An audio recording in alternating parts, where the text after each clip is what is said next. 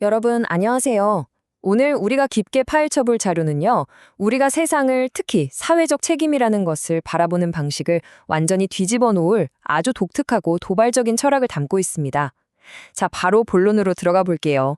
오늘 우리는 길거리에서 일어나는 개인적인 상호작용부터 크게는 국가 간의 외교 관계까지 이 모든 걸 아우르는 완전히 새로운 프레임워크를 탐구할 겁니다. 우리가 누군가를 돕는 방식에 대해 여태껏 가지고 계셨던 기존의 상식, 오늘 완전히 깨질 준비 하시는 게 좋을 겁니다. 본격적인 이야기에 앞서 자료에서 던지는 아주 뼈아프고도 흥미로운 질문 하나로 시작해보죠. 왜 평생을 남을 돕고 자선에 바친 사람들이 정작 본인들의 삶에서는 종종 엄청나게 큰 어려움을 겪을까요? 사실 우리가 흔히 아는 도덕적 상식으로는 잘 이해가 안 되는 모순이잖아요. 선한 일을 하면 복을 받아야 할 텐데 말이죠. 그런데 이 자료는 우리가 무의식적으로 행하는 전통적인 자선에 아주 큰 함정이 숨어 있다고 주장합니다. 자, 그럼 이 현상의 진짜 근본 원인이 뭔지 가장 작은 단위인 개인의 관점부터 차근차근 짚어보겠습니다. 자, 여기서 이 자료를 전체적으로 관통하는 아주 핵심적이고 재미있는 비유가 하나 등장합니다. 바로 교과서로서의 사회라는 개념이에요. 여러분이 길을 걷다가 정말 너무 힘들어하는 사람을 마주쳤다고 한번 상상해 보세요. 보통은 동정심을 느끼고 당장 주머니에서 동전 몇 잎이라도 꺼내서 주려고 하겠죠. 이게 일반적인 우리의 모습입니다. 하지만 이 원자료의 관점은 여기서 완전히 다른 길을 갑니다. 자료에 딱 이렇게 적혀 있어요. 사회는 교과서입니다. 사회에 어려운 일이 일어나는 것은 여러분을 가르치기 위해 교과서가 펼쳐지고 있는 것입니다. 다시 말해서 우리 눈앞에 펼쳐지는 사회의 아픔이나 고통은 당장 무턱대고 개입해서 영웅놀이를 하라고 주어진 게 아니라는 뜻입니다. 오히려 우리에게 이 현상을 연구하고 공부해라 하고 하늘이 펼쳐준 살아있는 교과서라는 거죠. 우리가 사회를 얼마나 방치했길래 저런 아픔이 생겨났는지 그 근본을 뼈저리게 관찰하고 다시는 그런 일이 반복되지 않도록 해답을 찾는 것. 그게 우리가 진짜 해야 할 일이라고 아주 강하게 강조하고 있습니다. 그럼 도대체 이런 맥락에서 지식인이란 과연 누구를 말하는 걸까요? 자료가 정의하는 지식인은 단순히 학벌이 좋거나 가방끈이 긴 사람 혹은 눈앞의 약자에게 밥 한 그릇 주면서 동정심을 베푸는 사람이 아닙니다. 진짜 지식인은요, 차갑고 냉철하게 사회적 결함을 연구하는 사람이에요. 당장 한 사람의 손을 잡아주는 그런 사적인 감정에 머무르는 게 아니라 인류 사회 자체를 뒤바꿔 놓을 시스템과 새로운 패러다임을 창출해서 미래의 고통 자체를 아예 예방하는 사람, 그런 공적인 역할을 수행하는 자가 바로 여기서 말하는 진짜 지식인인 겁니다. 자, 그렇다면 지식인의 역할이 단순히 밥을 퍼주는 게 아니라면 우리는 복지라는 개념을 어떻게 다시 세워야 할까요? 이 자료가 우리가 흔히 아는 전통적인 구호 활동을 얼마나 매섭게 비판하는지 한번 살펴보겠습니다. 예전의 패러다임이 누군가를 불쌍하게 여겨서 직접적으로 밥을 주고 물질을 지원하는 것이었다면 이 자료가 제시하는 새로운 패러다임은 아예 근본 원인을 연구하고 시스템을 고치는 겁니다. 심지어 이 자료에서는요, 개인이 깊은 연구나 고민 없이 그저 감정적으로 행하는 직접적인 자선은 장기적으로 봤을 때 오히려 해로울 수 있다고까지 경고합니다. 이게 무슨 의미일까요? 여기서 우리의 기존 도덕관념을 아주 강하게 뒤흔드는, 진짜 쾅 하고 머리를 치는 논쟁적인 주장이 등장합니다. 들어보세요. 바르게 사는 법을 가르칠 능력 없이 밥만 주는 것은 그 사람을 나태하게 만들 뿐이며 그것은 결국 당신의 책임으로 돌아옵니다. 상식을 강하게 흔드는 말이죠. 이 자료는 밥이라는 건 그저 사람과 소통하기 위한 방편일 뿐이라고 말합니다.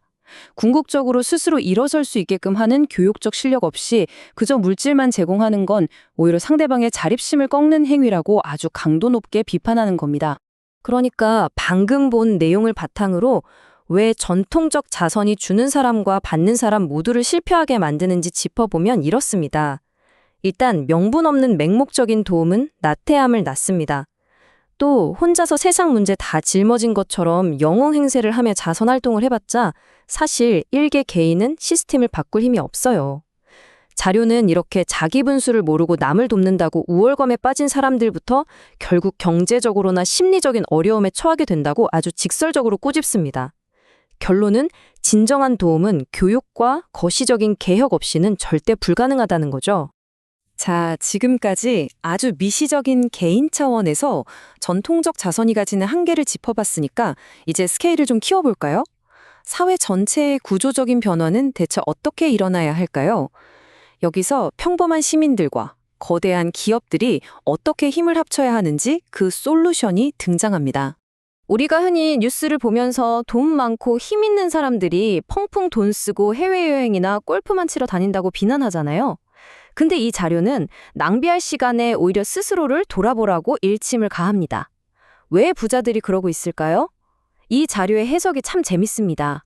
그들에게 가치 있게 돈을 쓸 명분을 그 누구도 제대로 제시하지 못했기 때문이라는 겁니다. 억지로 죄책감을 주입해서 삥 뜯듯이 기부하게 할 게 아니라 그들이 정말 기꺼이 자원을 투자할 만한 아주 잘 연구된 프로젝트를 그들 눈앞에 가져다 놓아야 한다는 뜻이에요. 그래서 자료가 제시하는 이른바 국민혁명의 4단계 협력 모델이 바로 이겁니다. 아주 명확해요. 첫째, 시민과 지식인들이 모여서 우리 사회의 결함을 치열하게 연구하고 새로운 복지 모델 아이템을 기획합니다. 둘째, 그걸 들고 힘 있는 기업에게 찾아가서 명확하게 브리핑을 하는 거죠. 셋째, 거기에 설득된 기업은 기꺼이 복지기금과 자본, 인프라를 투자합니다. 그리고 마지막 넷째, 이 시너지를 통해서 우리 사회 전체의 시스템이 혁신되는 겁니다. 게다가 이 협력은 누구 하나의 일방적인 희생을 강요하는 게 아닙니다. 기업 입장에서도 손해보는 장사가 전혀 아니에요. 단순한 일회성 기부로 얻는 생색내기용 이미지를 넘어서 진정한 의미의 사회적 존경을 받게 됩니다. 이렇게 존경받는 기업은 당연히 더 큰 경제적 성장을 이루고 막대한 사회적 영향력을 행사하게 되겠죠. 시민은 세상을 바꿀 아이디어를 실현하고 기업은 존경과 이윤을 얻는 구조. 이것이 바로 이 자료가 그리는 완벽한 윈윈 생태계의 핵심입니다. 이제 정말 흥미로운 부분으로 넘어갈 텐데요. 이 교과서와 연구라는 개념의 판을 확 키워서 국가 단위, 즉 거시적인 국제관계에 한번 적용해 보겠습니다.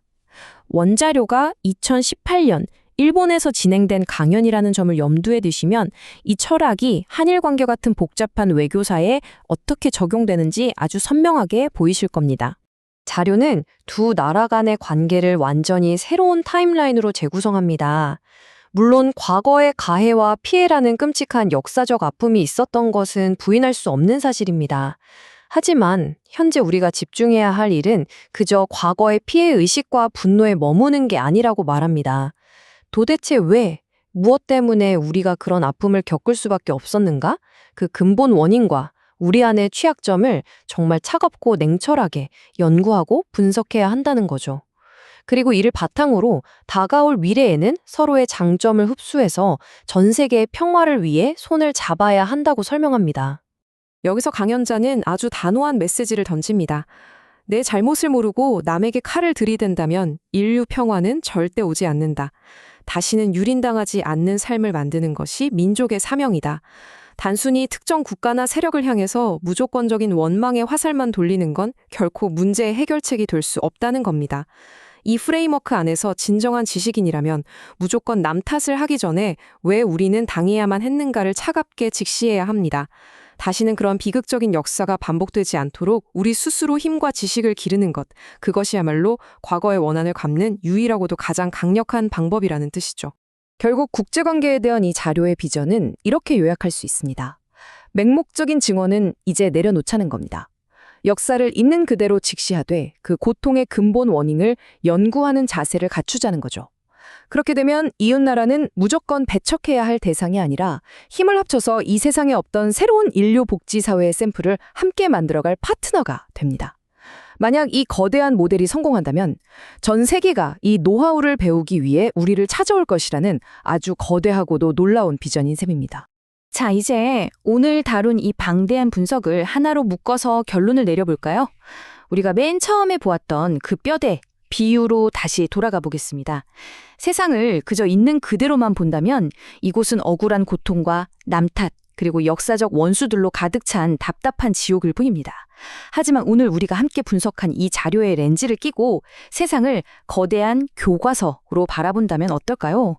길거리에서 마주치는 노숙자부터 국가 간에 얽히고 설킨 갈등까지 이 모든 것이 우리가 연구하고 시스템을 고치고 서로 성장하기 위해 하늘이 던져준 엄청난 배움의 장으로 바뀌게 됩니다. 완전히 시각이 달라지죠? 마지막으로 여러분의 일상을 한번 돌아보시면 좋겠습니다. 여러분의 눈앞에 계속해서 반복해서 나타나는 골칫거리나 유독 마음을 아프게 하는 사회 현상들이 있나요? 혹시 그것을 그저 한순간 동정하거나 아니면 화를 내며 휙 넘겨버리고 있지는 않으신가요? 이 자료의 말처럼 사회가 진정 하나의 거대한 교과서라면 오늘 여러분이 무심코 덮어버린 그 페이지에는 과연 어떤 중요한 교훈이 적혀 있었을까요? 이 차갑지만 아주 깊이 있는 질문을 여러분의 일상에 꼭 한번 대입해 보시길 권해드립니다. 지금까지 새로운 관점을 제시하는 오늘 자료에 대한 해설이었습니다. 감사합니다.